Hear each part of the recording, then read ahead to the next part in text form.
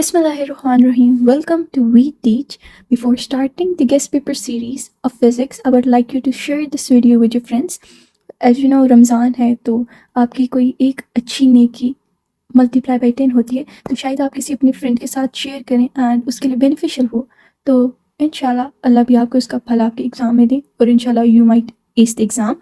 So coming back to the guest paper, starting from chapter 1, we have differentiate between base and derived physical quantities. The questions where we have to differentiate, basically first you have to write base and derived quantities की definition. ठीक हो गया. Second आपने base और derived quantities जो हैं वो लिखनी है.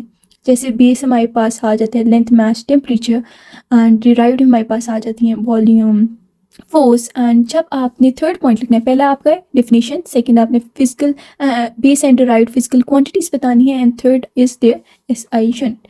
फिर for differentiate between mechanical stopwatch and digital stopwatch, what you basically have to do is that mechanical stopwatch and digital stopwatch की पहले एक वन लाइन definition लिखनी है कि एक precise measurement देता है, एक activation and deactivation के दरमियान का जो time recorded होता है वो बताता है.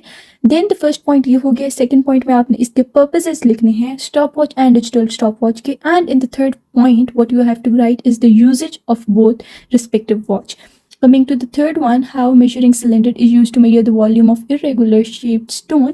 तो ये हमारे पास एक टॉपिक है measuring volume of an irregular shaped object का. तो those 4-5 lines you have to write and significant figures and general rules for writing significant figures. इस टाइप के क्वेश्चंस में आपने बेसिकली क्या करना होता है कि significant figures के आपने पहले 2 line definition लिखनी है, फिर 3 to 4 rules जो आपके significant figures के हैं वो आपने लिखने हैं एंड आपके फुल मार्क्स से कोई भी नहीं रोक सकता. लॉन्ग क्वेश्चन की बात करें, vernier caliper and screw gauge are the most important long questions of chapter 1. आपने आंखें बंद करके इनको याद कर लेना because they are coming this year. Chapter 2 जो है, this is chapter 3 and chapter 2 आपने हमारे यूट्यूब पे जाके यहाँ से देखना है, okay. And then you need to subscribe it also. Chapter 2 is the most important chapter of the book. उसके क्वेश्चंस तो आपने बिल्कुल स्किप नहीं करने. Majority of the questions and long will be from chapter 2. Chapter 3 पे हम आते हैं state and prove Newton second law of motion, deduce Newton second law of motion from its first law. आपने Newton second law of motion की state पहले करना है, उसकी डेफिनेशन लिखनी है, देन प्रूव करना है F = ma वाला. ठीक हो गया. Then deduce Newton second law of motion from its first law. Newton second law के टॉपिक के आखिर में कुछ लाइन्स हैं, वही आपके फर्स्ट लॉ, ये जो 2-3 लाइन्स हैं इधर आपने लिख देंगे एंड विल इंशाल्लाह इस इन दिस क्वेश्चन आपके फुल मार्क्स आएंगे. Differentiate between mass and weight. Differentiate के क्वेश्चंस में आपने 3 पॉइंट्स लिखने हैं, हमेशा याद रखना है. पहली मास एंड वेट की definition, second will be the formula and third आपने इनकी कोई भी एग्जांपल दे देनी है. State and prove second law of motion in terms of momentum. आप अभी देख सकते हैं इधर भी सेकंड लॉ था, इधर मतलब second law is very important. State में आपने डिफाइन करना है सेकंड लॉ ऑफ मोशन को फिर से एंड प्रूव करना है मोमेंटम. F = ma को डेल्टा P वाली जो हमने पढ़ी हुई है डेरिवेशन जो मोमेंटम के टॉपिक में है, आपने वो वाली इधर लिखनी है. Differentiate between centripetal and centrifugal force, ये भी डिफरेंशिएट है. आपने पहले सेंट्रीपिटल एंड सेंट्रीफ्यूगल की डेफिनेशन लिखनी है. Then comes the formula, very good. And then you have to write its purposes, it can be advantages और we have an option of example. तो इन तीनों में से आप कुछ भी लिख सकते हैं, but 3 points are compulsory for a difference question because फिर आपके फुल मार्क्स आ सकते हैं. When a gun is fired it recoils why. तो ये आपका ऑन द एंड जो क्वेश्चंस होते हैं उनमें से है. And this is very very important, you guys need to learn it. That this question is very important. Find the acceleration and tension in string for 2 vertically moving objects, and this is the long, very important long, so you need to learn this. Then coming to the chapter 4, can a body be in equilibrium under the action of single force? So here equilibrium का जो topic था, activity under single force or single torque, वो topic आपने जो 4 to 5 lines है वो आपने इधर लिख देना है. व्हाट इज मोमेंटम और टॉर्क, ये डेफिनेशन है मोमेंटम ऑफ फोर्स की, वो आपने लिखनी है. On what factors it depends, and factors नीचे जो हैं 1-2 आपने वो भी लिख देने हैं, तो आपके फुल मार्क्स आ जाएंगे. Differentiate between torque and couple, a very very very important short it is. Torque and couple की पहले definition, then their formula and then comes the example. You have to tell कि torque कौन सी है, couple कौन सी है। आपने स्पैनर एंड नट की वो पढ़ी होगी, एग्जाम्पल्स वो वाली आपने यहाँ कोड कर देनी है। Then comes equilibrium and its type and its condition. तो इक्विलिब्रियम की एग्जाम्पल पहले डेफिनेशन लिखनी, फिर आपने इसकी टाइप्स लिखनी है and its conditions and its short, तो आपको एग्जाम्पल्स देने की ज़रूरत नहीं है। Find magnitude and direction of force in terms of its components of force जो लॉन्ग है आपका, जो इस चैप्टर का मेन टॉपिक है वो आपने याद करना है। जो सेकंड इम्पॉर्टेंट लॉन्ग है, resolved into how force can be resolved into its perpendicular components. So resolution of force into its perpendicular components. This is very important. So you guys need to learn it. So हमने first 4 chapters के short long कर ली हैं. So prepare it. These questions 70% chance है कि ये आएंगे. Going back to chapter 5, the short questions. हमारा पहला short question है, gravitational forces are consistent with Newton's third law. So Newton's third law का हमें पता है कि every force has an equal and opposite reaction. Every action has an equal and opposite reaction. So आपने इसको explain करना है in the terms of gravitational force. आगे question 2 है, explain gravitational field as an example of field force. Gravitational field की आपने main definition लिखनी है और फिर आपने उसकी example relate करके field force के साथ देनी है. Why is it difficult to measure the value of G? So it's a very important chart. In the end of the chapter it's given, and long questions calculate the mass of Earth.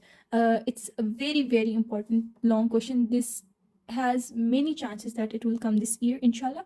And the mass of Earth, you guys have seen, it's a very important topic, highlighted topic with the big heading. It's in the chapter. Derive the formula for gravitational acceleration G on the surface of Earth and its value. ये भी बहुत important long है और highlighted topic है आपके chapter का. Derive formula of orbital velocity. आपने बस डेरिवेशन लिखनी है जो डिराइव करेगा ऑर्बिटल वेलोसिटी को, जो आर्टिफिशियल सैटेलाइट की. एंड इन द एंड आपने वो जो ऑर्बिटल वेलोसिटी की वैल्यू है वो लिख देनी है. कमिंग टू चैप्टर 6, ये आपको हम यूट्यूब पे डिटेल्ड समझाएंगे. एंड चैप्टर 7 में हम आ जाते हैं. It's state Hooke's law and explain elastic limit. आपने बस स्टेट डिफाइन करनी है और इलास्टिक लिमिट को थोड़ा सा एक्सप्लेन कर देना है. That would be more than enough. Pascal law को आपने एक्सप्लेन करना है. Explain the working of hydraulic press. This question is so important. So लाजमी से याद करना आपने. How can submarine sink and float in C.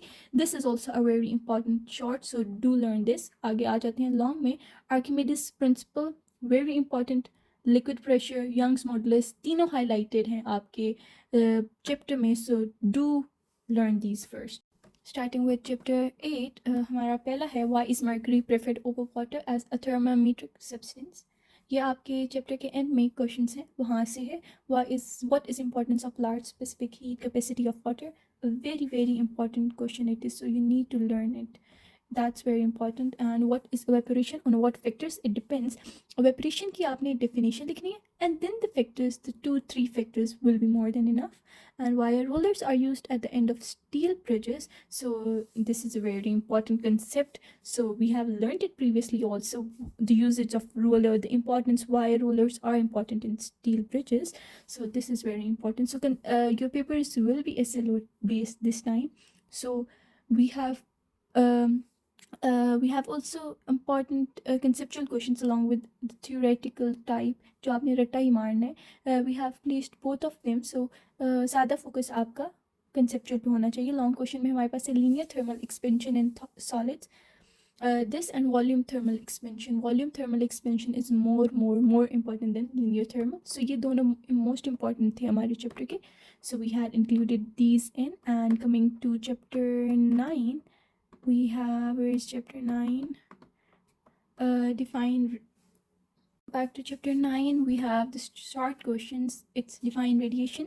Radiation की 2 to 3 lines की definition आपने लिखनी है. On what factors rate of transfer of heat. जो factors हैं ना आपकी book में highlighted हैं, हमने पिछले जो crash course में discuss किए थे factors, ये वही हैं. Any of one of you who has attended, 26 students mashallah were in our crash course, which was for free. If any student can join us.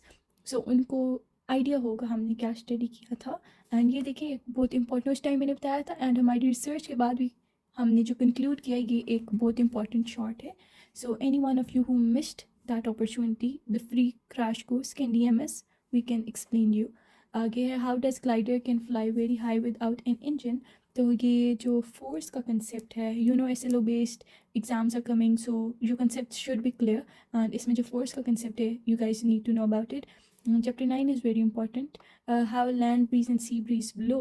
Land breeze and sea breeze, hot wind and cold wind, जिसका day and night cycle से correlated है।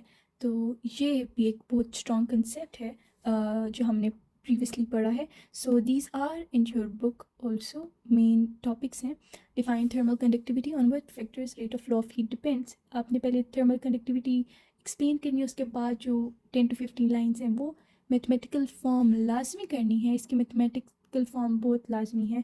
Along with that we have the numericals. इस चैप्टर के numericals बहुत important हैं। Exercise का numerical 1 and 1 example for long.